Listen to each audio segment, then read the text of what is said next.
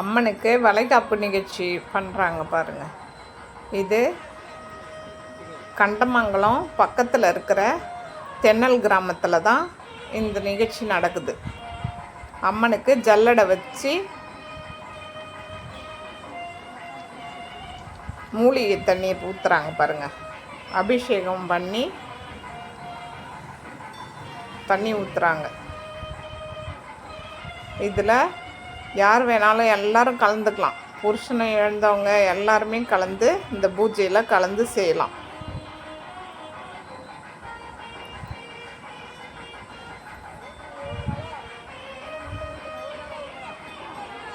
அந்த தண்ணியை எடுத்து எல்லாரும் தலையில் தெளிச்சிக்கிறாங்க.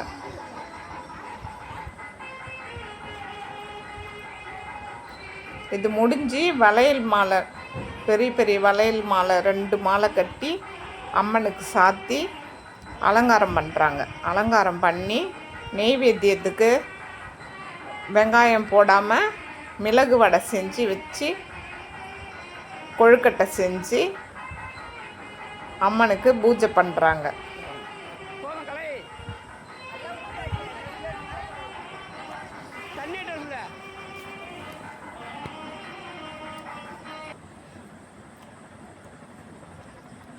எல்லாருமே நலங்கு வைக்கிறாங்க. ஒரு பெண்ணை எப்படி உட்கார வச்சு நலங்கு வைப்போமோ அந்த மாதிரி வச்சு பாதத்தில் தான் வைக்கிறாங்க. முகத்தில் வைக்கக்கூடாது.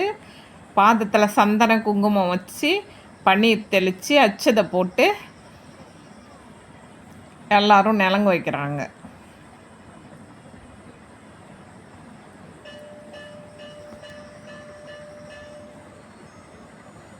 ஆடி மாதத்தில் வருஷம் இந்த மாதிரி பூஜை இந்த கோவிலில் நடக்குது.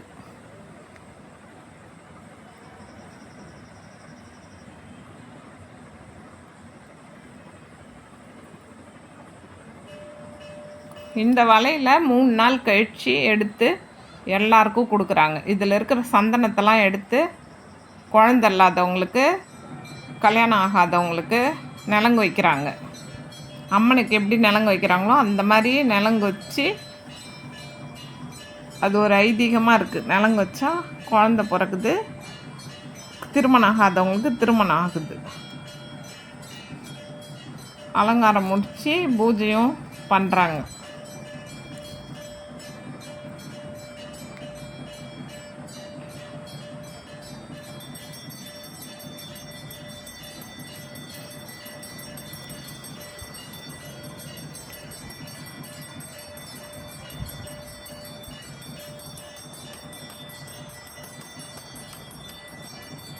இது மூலவருக்கு செய்கிறதில்ல, வெளியில் வெங்கல சிலை வச்சு தான் அலங்காரம் பண்ணி இந்த வளைகாப்பு நிகழ்ச்சி நடத்துகிறாங்க.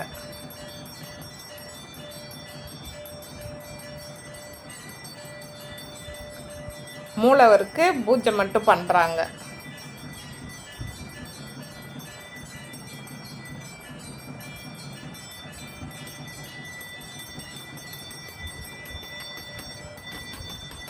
இந்த கோவிலில் ஒரு ஐதீகமாக இந்த வளைகாப்பு நிகழ்ச்சி செய்கிறாங்க பாருங்கள்.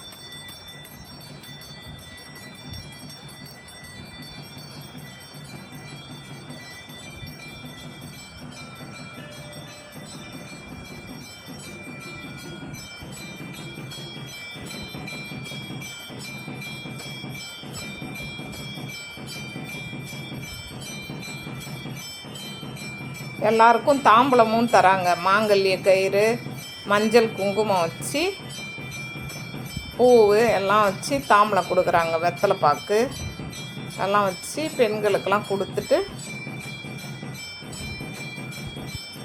வளைகாப்பு முடிஞ்சு ஆரத்தியும் எடுக்கிறாங்க.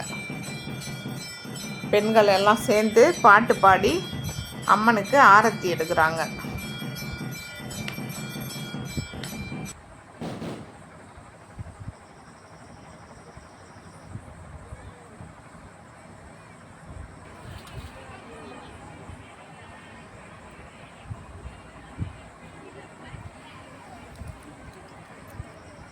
நாம் எப்படி திருஷ்டி கழிப்போமோ அதே மாதிரியே அம்மனுக்கும் திருஷ்டி கழிக்கிறாங்க. ஆரத்தி எடுத்து பாட்டு பாடி திருஷ்டி கழிக்கிறாங்க. கொஞ்சம் இப்படி அப்படி எப்படி நின்னுங்க ஓகே அப்படின்னா கரெக்டாக இருக்கும்.